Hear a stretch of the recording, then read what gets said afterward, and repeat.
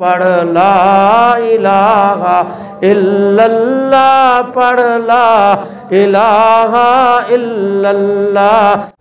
حضرت مولانا قاسم نانوتوی رحمۃ اللہ علیہ نے کتاب آب حیات لکھی ہے، اور حضرت مولانا سرفراز صفدر صاحب نے تسکین الصدور لکھی ہے، اور مولانا علامہ خالد محمود نے مقام حیات، سب کتابیں درست ہیں، اس لکھنے والے سب علماء برحق ہیں۔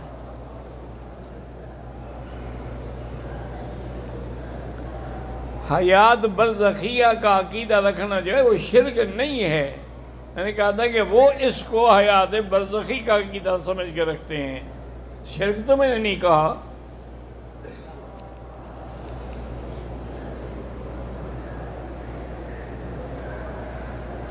حالت احرام میں ناک پر خارج کرنے سے احرام کی چادر سے کوئی دم نہیں ہوتا۔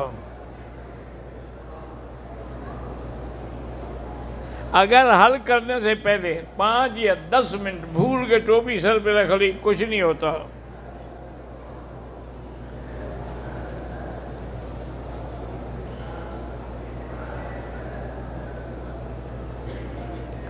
ایک خاتون مدینہ طیبہ سے مکہ آئی ہیں، میقات سے عمرے کی نیت نہیں کی، بھول گئیں، ہوٹل میں آگے سو گئیں، منہ پر کپڑا بھی ڈال لیا، ابھی بھی عمرہ نہیں کر سکیں۔ وہ بیماری میں مبتلا ہیں، بیمار ہیں۔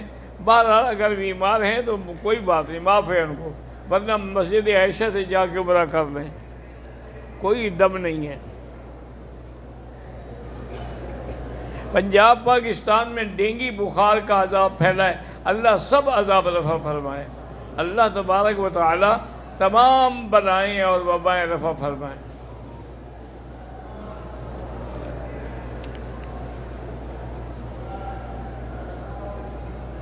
آج میں نے عمرہ کیا ہے، کل اگر عمرہ کروں کر لیں، اس طرح پھریں چاہے گنج ہو۔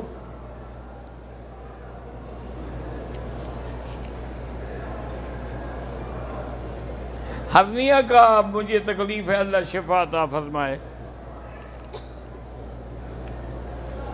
حرم شریف میں بھی اگر ہم قضا نماز پڑھیں، ویسے تو ایک فرض نماز کا ثواب ملتا ہے، قضا کا ہے، نفلوں کا نہیں ملتا، لیکن ہمیں اللہ سے یہی امید ہے کہ اللہ اس کا بھی ثواب دیں گے۔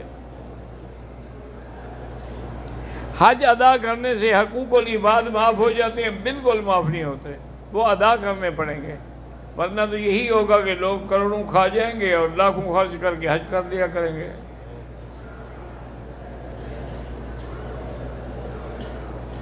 کہتے ہیں کچھ عمرے پر جو لوگ آتے ہیں وہ تجارت کے طور پر سگریٹیں ساتھ لے آتے ہیں، بالکل حرام ہے، اپنے عمرے کو مکروہ کرتے ہیں۔